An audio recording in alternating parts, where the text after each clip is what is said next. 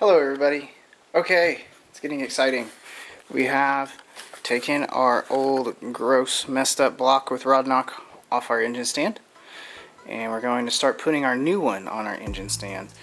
Now would be the time you need to take these studs off in order to get the studs out and put them in the new block so you can mount it to the engine stand. I'm going to show you real quick the trick to doing that. It's nothing too hard to do, but it's something that if you don't know how to do it, you don't know.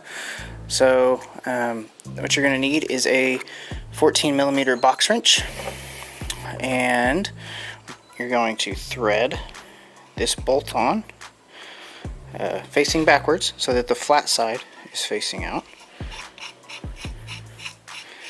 like so, and put it on enough so that you have threads to fit another guy on there. And let me go grab our box wrench real quick, and I will show you how you get on this to take it off. Okay, so we have this bolt and we have this other one, and the key is you want to put this on, and you're going to have your ratchet on tighten, and you're just going to get that sucker on as much as you can. Ugh. Now the key here is concussive persuasion. Take your mallet. Let's see, I'm sorry that the camera's probably going to bounce when I do this, but I don't know if you can tell, the stud is actually turning, and if the bolts start to come unthreaded, well, then you just need to tighten them more. And once you get this a certain looseness, you won't have to hit it anymore.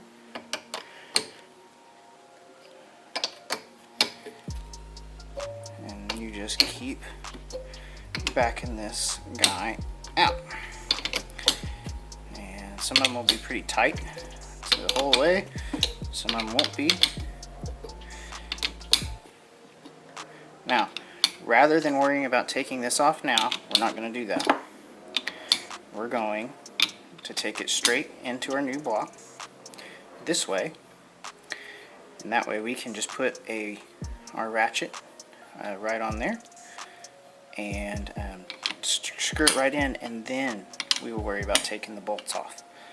You can tell that one's kind of chewed up. I'm not going to reuse that one. I've got plenty of those 14 mils lying around. So there's no reason to reuse them messed up. Okay, so we've got that out. Now we're just going to thread it in. Keep in mind it's not the bottom hole, it's the hole right above it. Just thread that guy in.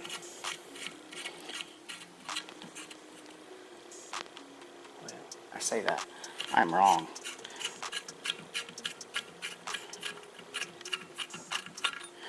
It is the bottom hole. I don't know what I'm thinking. Obviously the heat has gotten to me.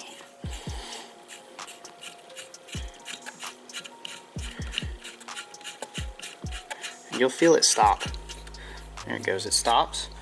So what I would suggest is even after it stops, just put that sucker in as much as you can. Okay, then in order to take this off, see if I can move this block up to get y'all a good enough vantage point. We're going to take our ratchet and turn it on to loosen. We're going to go the opposite direction.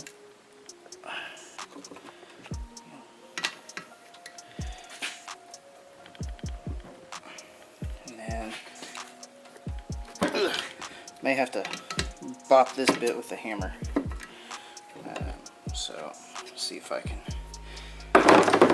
scoot this off the table so I can actually get on it. Okay, we've already loosened our thing a little bit, so I'm going to tighten it back. Okay. So remember, we're going this way, and we're actually going to spin this to tighten it. So this is going to go right. as you hold it.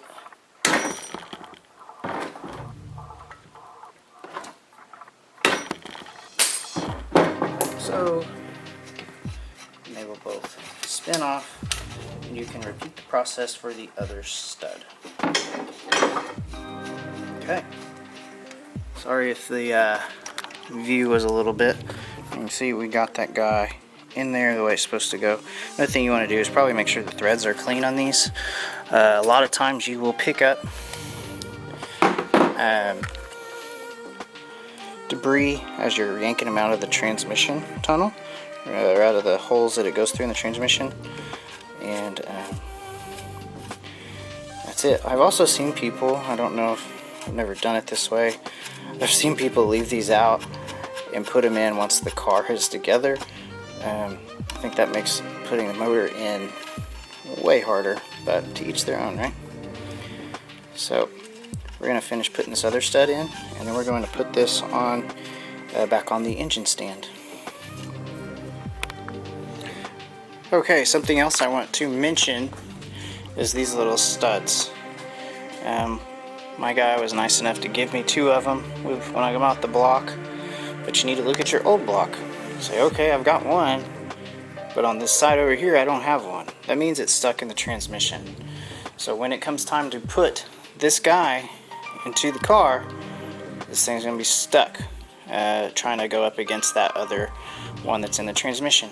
So what you need to do is go to your old car and find something that's going to fit through there and punch that one out, because you can tell they won't punch this way. There's no clearance.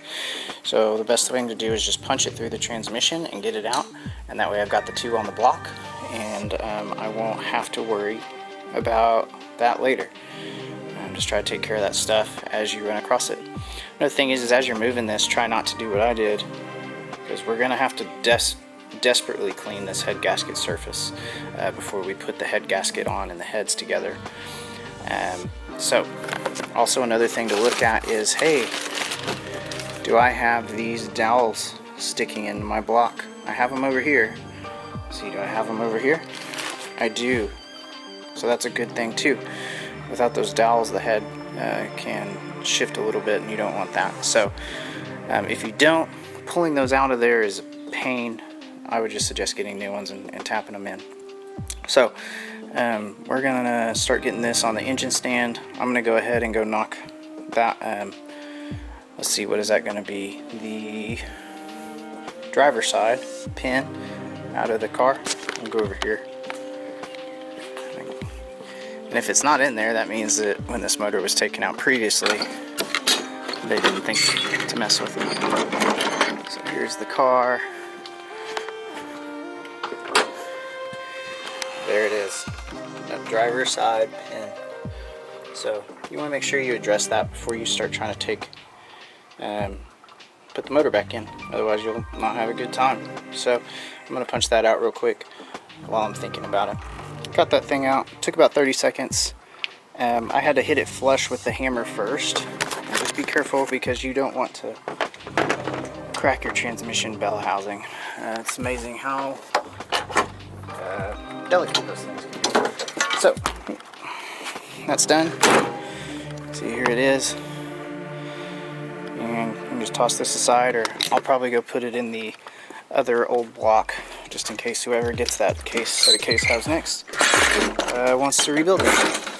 So next we're going to be installing the ARP 2000 head studs, and this will be the same for the ARP 2000 as well as the ARP 625.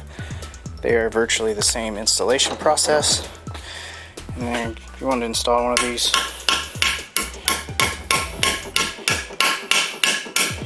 boom, done. So that whoever gets these case halves after me will have those. If you don't have these panels already on your block, you're going to need to take a, it's not a screwdriver, it's one of those impact screwdrivers where when you hit it, it twists. And so you're not going to get that off like that. So you need to get an impact screwdriver so when you can hit it and it'll twist it. and pull that out, as well as that access panel. You can tell there was some oil leakage going on back here. Not terrible, but man, this thing just leaks all over the place. I mean, good night. Top of this block is so gross. I mean, that's what it should look like. So now I'm going to put this on the engine stand, and any little sensors that I haven't taken off yet, I think I've got most of them, I'm going to start moving over. And I need to take this plug out because we're going to use this for our deleting this oil cooler. So I'm going to try to find the right hex. I believe it's at 14, so let's see if I can find that, and we'll continue later.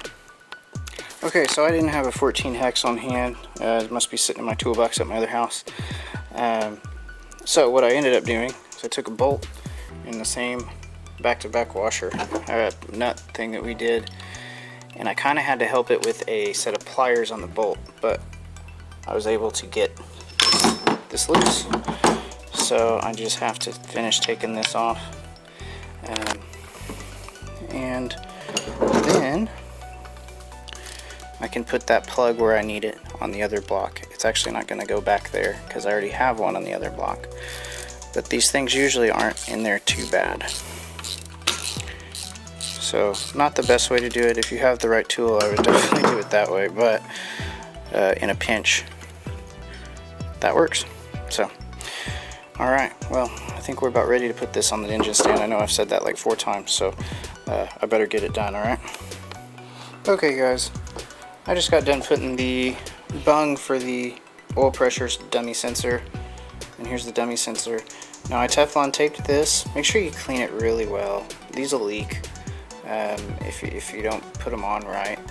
And same with this. Clean all this gunk off of the threads that you can. Like take a razor blade and run it in between there.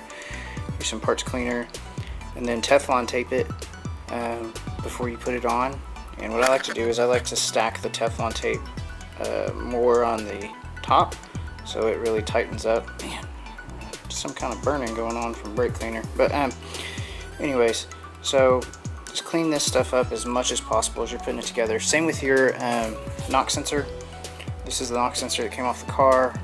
It's just a microphone, but something to be aware of is if there's any debris or anything that's going to rattle around in there, it'll cause false knock, as well as if you're putting the motor back together and you drop something in this hole,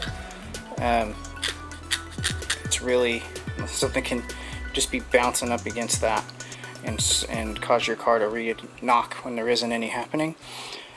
So you just be very careful. If you drop something down there, get a magnet and pull it out. Or I've seen people stuff tissue paper even in that bit. And now's the time to really start thinking about being clean. So keep your hands clean. Try not to touch any surfaces that are going to be mating surfaces. Put tissue in places where you're afraid, like here and here. And even these ports for your PCV and your crankcase vent. And just be slow, be methodical about it. I'm going to be slowly putting this thing back together. I'm waiting on a water pump and a few other in my heads to get back from the shop, so I'm kind of reaching the limit to what I can do today. And then in the evening, every night, when I'm done, I'm going to be putting a trash bag over this thing just to keep any debris and dust from getting in this motor. Try to be as clean as possible. Wash your hands a lot. Use paper towels to grab things instead of your hands, you know, all that good stuff. So I'm going to put this dummy sensor in, and then I think actually for the day I'm going to call it. I'm going to wait to get my heads to put my head studs on. Just, I don't know, just seems like I should. So I've got this.